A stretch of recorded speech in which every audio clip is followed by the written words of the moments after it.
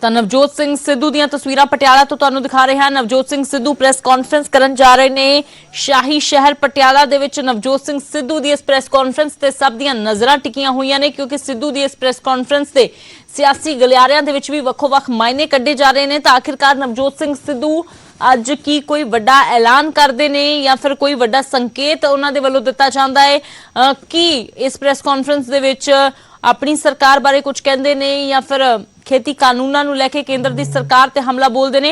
ये तमाम गल्लां दे उपर जो नज़र टिकी हुई है क्योंकि लगातार मीडिया तो दूरी नवजोत सिंह सिद्धू ने बनाई हुई सी। पिछले दिनों दे विच किते निकलदे भी सी नवजोत सिंह सिद्धू तां मीडिया दे नाल गलबात नहीं करदे सी, अपनी सरकार दे नाल नाराज़गी सी। ਤਾਂ ਉਹ ਨਾਰਾਜ਼ਗੀ ਹੁਣ ਕਿੰਨੀ ਕੁ ਦੂਰ ਹੋਈ ਹੈ ਜਾਂ ਫਿਰ ਨਹੀਂ, ਇਹ ਵੀ ਨਵਜੋਤ ਸਿੰਘ ਸਿੱਧੂ ਦੇ ਕੋਲੋਂ ਹੀ ਪਤਾ ਲੱਗੇਗਾ। ਫਿਲਹਾਲ ਲੱਗ ਰਿਹਾ ਕਿ ਨਵਜੋਤ ਸਿੰਘ ਸਿੱਧੂ ਵੱਲੋਂ ਆਪਣੇ ਘਰ ਹੀ ਪ੍ਰੈਸ ਕਾਨਫਰੰਸ ਕੀਤੀ ਜਾ ਰਹੀ ਹੈ ਕਿਉਂਕਿ ਦੱਸ ਦਈਏ ਪਿਛਲੇ ਕੁਝ ਸਮੇਂ ਤੋਂ ਨਵਜੋਤ ਸਿੰਘ ਸਿੱਧੂ ਆਪਣੀ ਪਤਨੀ ਦੇ ਨਾਲ ਪਟਿਆਲਾ ਵਿਚਲੇ ਆਪਣੇ ਜੱਦੀ ਘਰ ਦੇ ਵਿੱਚ ਹੀ ਰਹਿ ਰਹੇ ਨੇ। ਤਾਂ ਹੁਣ ਕੁਝ ਹੀ ਪਲਾਂ ਦੇ ਵਿੱਚ ਸਿੱਧੂ ਪ੍ਰੈਸ ਕਾਨਫਰੰਸ ਕਰਨ ਜਾ ਰਹੇ ਨੇ। ਇੱਕ ਲਾਰਜਰ ਕਨਸਪੀਰੇਸੀ, ਇੱਕ ਵੱਡੇ ਛੜਯੰਤਰ ਨੂੰ ਬੇਨਕਾਬ ਕਰਨਾ। पीयूष गोयल साहब ने चीफ मिनिस्टर साहब को एक चिट्ठी लिखी, मेरे दोस्त ने, वो मैं जानता उन्होंने, और वो जी सौड़ी नीयत है, वो जड़ा अंडर करंट है वो झूठ की बुनियाद पर खड़ा है। जड़ों पट दूँ झूठ नूं, वैसे भी झूठ के पैर नहीं होंगे। उस चिट्ठी दे विच सब तो वड्डा मनसूबा यह है कि साडा age old tried tested successful APMC का जिहड़ा मंडी सिस्टम है उन्होंने अस्त व्यस्त करना, उन्होंने डिसरप्ट करना और पंजाब दे विच एक डिविजन पैदा करना भी किसान वीर सब समझते हो वो आड़तियों के खिलाफ खड़े हो जान, आड़ती उन्होंने खिलाफ खड़े हो जान और दोनों पुछ के पंजाब सरकार नूं खड़ के सवाल करन भी थोतों सरकार नहीं चलती, थोतों साडियां समस्यावां दा हल नहीं हुंदा। ये डिविजन जिहड़े गोरे पैदा करते हुंदे सीगे, ये डिविजन पैदा करने की कोशिश की जा रही है और मैं 4 पॉइंट दसूंगा और इन्हां दा झूठ का पर्दाफाश हो जू पूरी तरह। मैं पहला भी जदों भी गल की है तर्क ते की है और सरेआम कह के की है भी किते भी कोई भी सेंटर सरकार का बंदा आके मेरे नाल बह ले, किसी ने अज तक कोई जवाब नहीं दिता। हुण गोयल साहब ने बड़ा कैटेगोरिकली डायरैक्ट पेमेंट की गल की है और जे तुसी देखो डायरैक्ट पेमेंट भी हरेक बंदे नूं तनख्वाह वो खाते च पैंदी है। ये तो बड़ी वधिया गल है, गल सुनन च बड़ी चंगी लगती है, पॉलिसी लिखण दे विच बड़ी चंगी लगती है, बड़ी सुहांदी है।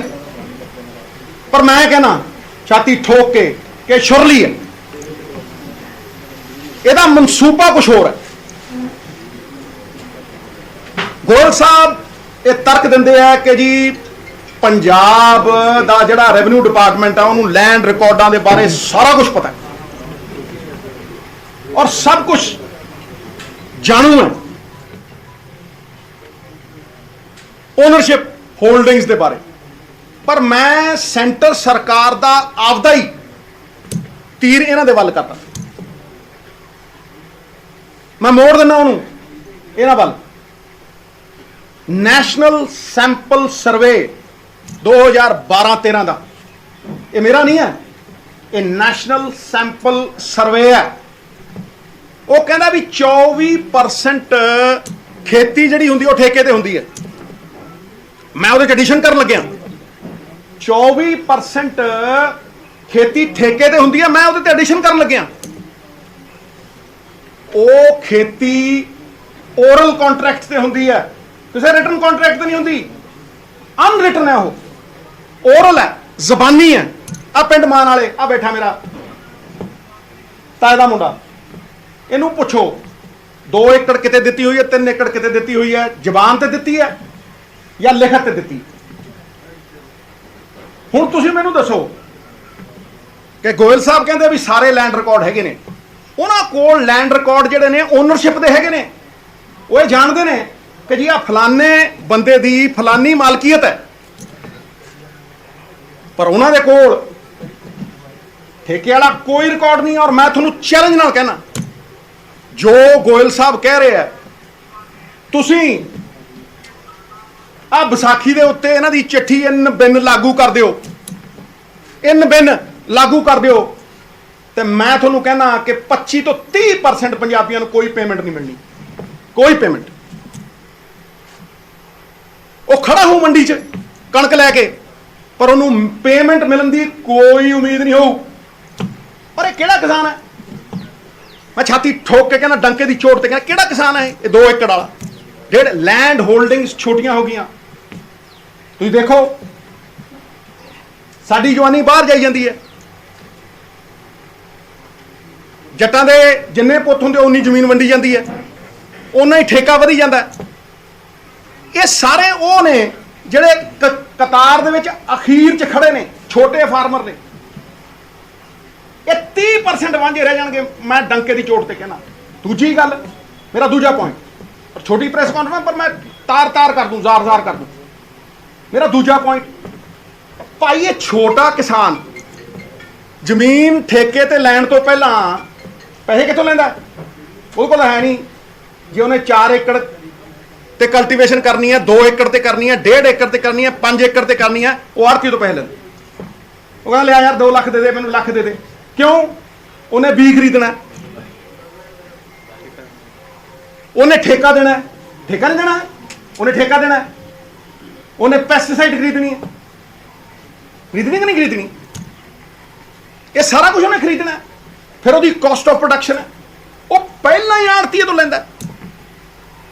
ਆੜ੍ਹਤੀਆ ਉਹ ਕਾਸਟ ਬੀਅਰ ਕਰਦਾ। ਇਹ ਐਨਟਵਾਈਨਡ ਸਿਸਟਮ ਹੈ। ਕੋਈ ਇਹ ਥੋੜਾ ਨਾ ਵੀ ਤੁਸੀਂ ਆਪਣਾ ਤੁਗਲਕੀ ਫਰਮਾਨ ਜਾਰੀ ਕਰੋਗੇ ਤੇ ਸਿਸਟਮ ਜ਼ਾਰ ਕਰ ਦਿਓਗੇ। ਇਹ ਤੇ ਉਦੋਂ ਦਾ ਚੱਲੀ ਆਉਂਦਾ। ਤੁਸੀਂ ਦੇਖ ਲਓ ਕਿੰਨੀ ਦੇਰ ਦਾ ਚੱਲੀ ਆਉਂਦਾ। ਇਹ ਭੁਲੇਖਾ ਹੈ। ਕਈ ਲੋਕ ਕਹਿੰਦੇ ਨੇ ਜੀ ਕਿ ਆੜ੍ਹਤੀਆ ਜਿਹੜਾ ਸਰਵਿਸ ਪ੍ਰੋਵਾਈਡ ਕਰਦਾ ਨਾ, ਮੈਨੂੰ ਲੱਗਦਾ ਕਣਕ ਸੁਕਾਉਣ ਦੀ ਸਰਵਿਸ ਪ੍ਰੋਵਾਈਡ। ਬਿਲਕੁਲ ਨਹੀਂ, ਝੂਠ ਹੈ। ਜਿਹਨੇ ਖੇਤੀ ਕੀਤੀ ਹੈ, ਜਿਹੜਾ ਖੇਤਾਂ 'ਚ ਰੁਲਿਆ, ਮਿੱਟੀ ਨਾਲ ਮਿੱਟੀ ਹੋਇਆ, ਜਿਹਨਾਂ ਬਿੰਦੀਆਂ ਨੂੰ ਮੋਢੇ ਲਾਇਆ, ਨਵਜੋਤ ਸਿੰਘ ਸਿੱਧੂ ਵਰਗੇ ਬੰਦੇ, ਸਮਝ ਨਹੀਂ, ਉਹ ਜਾਣਦੇ ਆ ਵੀ ਇਹ ਸਿਸਟਮ ਕਿਵੇਂ ਚੱਲਦਾ। ਇਹ ਸਿਸਟਮ ਜਿਹੜਾ ਇਕਨੋਮਿਕ ਸਿਸਟਮ ਐਗਰੀਕਲਚਰ ਦਾ ਹੈ, ਦੇਖੋ ਐਗਰੀਕਲਚਰ ਦੀ ਰੀੜ੍ਹ ਦੀ ਹੱਡੀ ਕਿਸਾਨ, ਸਾਡੀ ਪਛਾਣ ਕਿਸਾਨ, ਜਗਦੀ ਜਾਨ ਕਿਸਾਨ। ਲੇਕਿਨ ਇਹ ਜਿਹੜੀ ਐਗਰੀਕਲਚਰ ਇਕਨੋਮੀ ਹੈ, ਇਹਦੀ ਰੀੜ੍ਹ ਦੀ ਹੱਡੀ ਆੜ੍ਹਤੀ ਹੈ। ਕੋਈ ਕਰ ਲੈ ਬਹਿਸ ਮੇਰੇ ਨਾਲ, ਤੁਸੀਂ ਕਰ ਦਿਓ 1 ਮਿੰਟ ਦੇ ਵਿੱਚ। ਦੇਖੋ ਤੁਸੀਂ ਨਾਲ ਦੀ ਨਾਲ ਉਹ ਖੜੇ ਆ, ਤੇ ਜਿਹੜੀ ਫਸਲ ਵੀ ਚੁੱਕਦੀ ਹੈ ਪੰਜਾਬ ਸਰਕਾਰ, ਉਹ ਤੁਹਾਨੂੰ ਲੱਗਦਾ ਕਿ ਉਹ ਆਪ ਹੀ ਚੁੱਕ ਲੈਂਦੇ? FCI ਚੁੱਕਦੀ ਹੈ। ਸਾਰੇ ਆੜ੍ਹਤੀਆਂ ਨੂੰ ਕਿਹਾ ਜਾਂਦਾ, ਗੱਡੀਆਂ ਉਹ ਲਿਆਉਂਦੇ ਆ, ਟੋਚਨ ਉਹ ਪਾਉਂਦੇ ਆ, ਸਮਾਨ ਉਹ ਪਹੁੰਚਾਉਂਦੇ ਆ। ਕੌਣ ਕਹਿੰਦਾ ਭਾਈ ਵੀ ਜਿਹੜਾ ਆੜ੍ਹਤੀ ਹੈ ਉਹ ਇਹਦਾ ਹਿੱਸਾ ਨਹੀਂ ਹੈ? He is not entwined with the system. ਹਾਂਜੀ, ਮੈਨੂੰ ਕੋਈ ਸਮਝਾ ਦੇ। ਫਿਰ ਤੁਸੀਂ ਕਹਿੰਦੇ ਹੋ ease of doing business. Ease of doing business ਤੇ ਇਹੀ ਹੈ ਵੀ ਗੁੱਡ ਫੇਥ ਤੇ ਕੰਮ ਚੱਲ ਰਿਹਾ। ਆੜ੍ਹਤੀ ਨਾਲ ਗੁੱਡ ਫੇਥ ਤੇ ਕੰਮ ਚੱਲ ਰਿਹਾ, ਜ਼ਬਾਨ ਦੇ ਨਾਲ ਕੰਮ ਚੱਲ ਰਿਹਾ। ਤੁਸੀਂ ਤਾਂ ਕਹਿੰਦੇ ਹੋ ਨਾ ਈਜ਼ ਆਫ। ਲਾ ਮੈਂ ਤੁਹਾਨੂੰ ਗਰੰਟੀ ਦਿੰਦਾ, ਤੁਸੀਂ ਕਹੋ ਜੀ ਕਾਗਜ਼ ਪੇਸ਼ ਕਰੋ, ਕਿਸੇ ਨੇ 6 ਮਹੀਨੇ ਦਾ ਕੰਟਰੈਕਟ ਕੀਤਾ, ਕਹਿੰਦੇ ਤੁਸੀਂ ਜਾ ਕੇ ਤਹਿਸੀਲਦਾਰ ਕੋਲ ਖੜਾ ਦਿਓਗੇ, ਤੁਸੀਂ ਜਾ ਕੇ ਪਟਵਾਰੀਆਂ ਦੇ ਕੋਲ ਖੜਾ ਦਿਓਗੇ, ਰਜਿਸਟਰੀ ਜਿੰਨਾ ਕੰਮ ਕਰਾਉਣਾ ਪਊ। ਕਿੰਨੇ ਕਰ ਦੇਣਗੇ ਮੈਨੂੰ ਦਿਖਾ ਦਿਓ। ਕਹਿੰਦੇ ਹਰਿਆਣਾ ਕਰ ਦੂ। ਮੈਂ ਦੇਖੂ 6 ਮਹੀਨਿਆਂ ਬਾਅਦ, ਸਾਲ ਬਾਅਦ ਰੌਲਾ ਕਿਹਦਾ ਪਤਾ। ਹੈਲੀਕਾਪਟਰ ਨਹੀਂ ਉਤਰਨ ਦਿੰਦੇ। ਪਤੰਦਰਾਂ ਨੇ ਪੰਗਾ ਪਾਇਆ, 30% ਸਾਂਭ ਕੇ ਦਿਖਾਣਗੇ ਜੱਟਾਂ ਨੂੰ। ਇਕੱਠੇ ਨੇ ਹੁਣ ਪੰਜਾਬ ਵਾਲਿਆਂ ਨਾਲ। ਕਰ ਦੂ। ਅਗਰ ਇਹ ਹੋ ਗਿਆ, ਅਗਰ ਮੇਰੀ ਚਾਚੀ ਦੇ ਮੁੱਛਾਂ ਹੁੰਦੀਆਂ, ਮੈਨੂੰ ਚਾਚਾ ਨਾ ਕਹਿੰਦਾ ਕਰਕੇ ਵਿਖਾਓ, 2 ਸਾਲਾਂ 'ਚ ਦੇਖਾਂਗੇ। ਮੈਂ ਦੇਖੂੰਗਾ ਵੀ ਇਹ ਕਿੰਨਾ ਕੁ ਹੁੰਦਾ। ਇਹ ਸਾਡਾ ਜਿਹੜਾ ਸਿਸਟਮ ਹੈ, ਇਹ ਜਿਹੜੀ ਕਾਗਜ਼ੀ ਕਾਰਵਾਈ ਹੈ, ਇਹਦੇ 'ਚ ਨਹੀਂ ਹੈਗੀ। ਸਾਰੇ ਡਾਇਰੈਕਟ ਪੇਮੈਂਟ ਜਿੰਨੇ ਹੈਗੇ ਨੇ ਇਲੈਕਟ੍ਰਿਸਿਟੀ ਦਾ ਬਿੱਲ ਹੋਏ ਭਾਵੇਂ ਹੋਵੇ ਮੈਂ ਸੁਣ ਹੁਣ ਇਹ ਕਹਿੰਦੇ ਨੇ ਜੀ ਇਹ ਡਾਇਰੈਕਟ ਪੇਮੈਂਟ ਜਿਹੜੀ ਹੈ ਇਹਨੂੰ ਕੋਈ ਕਿੰਤੂ ਪਰੰਤੂ ਨਹੀਂ ਹੈ, ਇਹ ਤਾਂ ਸਾਰੇ ਕਹਿਣਗੇ। ਮੈਂ ਤੁਹਾਨੂੰ 3 ਡਾਇਰੈਕਟ ਪੇਮੈਂਟਾਂ ਜਿਹੜੀਆਂ ਸਰਕਾਰ ਕਰ ਰਹੀ ਹੈ ਨਾ, ਮੈਂ ਤੁਹਾਨੂੰ 3 ਦਾ ਐਗਜ਼ਾਮਪਲ ਦਿੰਦਾ। ਸਭ ਤੋਂ ਪਹਿਲਾਂ 7-8 ਮਹੀਨਿਆਂ ਪਹਿਲਾਂ ਜਦੋਂ ਸਾਰੇ ਸੁੱਤੇ ਪਏ ਸੀ, ਜਦੋਂ ਇਲੈਕਟ੍ਰਿਸਿਟੀ ਅਮੈਂਡਮੈਂਟ ਬਿੱਲ ਵੈਬਸਾਈਟ ਤੇ ਚੜਿਆ ਸੀਗਾ ਗਵਰਨਮੈਂਟ ਆਫ ਇੰਡੀਆ ਦੀ, ਮੈਂ ਉਦੋਂ 7 ਮਹੀਨੇ ਪਹਿਲਾਂ 8 ਮਹੀਨੇ ਪਹਿਲਾਂ ਕਿਹਾ ਸੀਗਾ ਇੱਕ ਹੋਰ ਸਾਜ਼ਿਸ਼ ਆ ਰਹੀ ਹੈ। ਉਹ ਅਮਲੀ ਜਾਮਾ ਚਾੜਤਾ। ਹੁਣ ਕਹਿੰਦੇ ਜੀ ਪੁੱਛ ਕੇ ਕਰਾਂਗੇ। ਇਹ ਪੁੱਛਿਆ ਸੀ ਤੁਸੀਂ ਜਿਹੜੇ 3 ਕਾਲੇ ਕਾਨੂੰਨ ਲਿਆਏ ਸੀਗੇ, ਕਿਸਾਨ ਨੂੰ ਪੁੱਛਿਆ ਤੁਸੀਂ? ਕਿਸਾਨ ਨੂੰ ਭਾਗੀਦਾਰ ਜਿਹਦੇ ਫਾਇਦੇ ਲਈ ਤੁਸੀਂ ਕਰ ਰਹੇ ਜਦੋਂ ਉਹਨੂੰ ਨਹੀਂ ਪੁੱਛਦੇ, ਫਿਰ ਇਹਦਾ ਕੀ ਉਹ ਹੈ? Electricity amendment bill direct payment ਪਾਉਂਦਾ ਕਿਸਾਨ ਦੇ ਉਸ 'ਚ, ਲੇਕਿਨ ਸਵਾਲ ਦੋਨਾਂ ਥਾਵਾਂ ਤੇ ਇਹੀ ਹੈ ਕਿ ਉਹ ਪਹੁੰਚੂ। ਜਦੋਂ ਤੁਸੀਂ ਕਹੋਗੇ ਪੰਜਾਬ ਸਰਕਾਰ ਨੂੰ ਵੀ ਡਾਇਰੈਕਟ ਪੇਮੈਂਟ ਪਾ ਦੇ ਵੀ ਕਿਸਾਨ ਦੇ ਖਾਤੇ 'ਚ ਸਬਸਿਡੀ, ਪੰਜਾਬ ਸਰਕਾਰ ਕੋਲ 12,000 ਕਰੋੜ ਰੁਪਇਆ ਹੈ ਵੀ ਕਿਸਾਨ ਦੇ ਖਾਤੇ 'ਚ ਪਾ ਦੂਗੀ ਫ੍ਰੀ ਬਿਜਲੀ ਦੀ, ਉਸੇ ਵੇਲੇ ਖਤਮ ਹੋ ਜੂ 10-12,000 ਕਰੋੜ ਦੀ ਸਬਸਿਡੀ, ਉਸੇ ਵੇਲੇ ਖਤਮ। ਦੂਜੀ ਚੀਜ਼ ਬੜੇ ਧਿਆਨ ਨਾਲ ਸੁਣਿਓ, ਇਹ ਛੜਯੰਤਰ ਬਹੁਤ ਵੱਡਾ ਹੈ। ਦੂਜੀ ਚੀਜ਼ ਸਾਰੀ ਦੀ ਸਾਰੀ ਸਟੋਰੇਜ ਦੇਤੀ ਅਡਾਨੀ ਨੂੰ, ਸਾਰੀ ਦੀ ਸਾਰੀ ਰਿਟੇਲ ਦੇਤੀ ਅੰਬਾਨੀ ਨੂੰ, ਠੀਕ ਹੈ।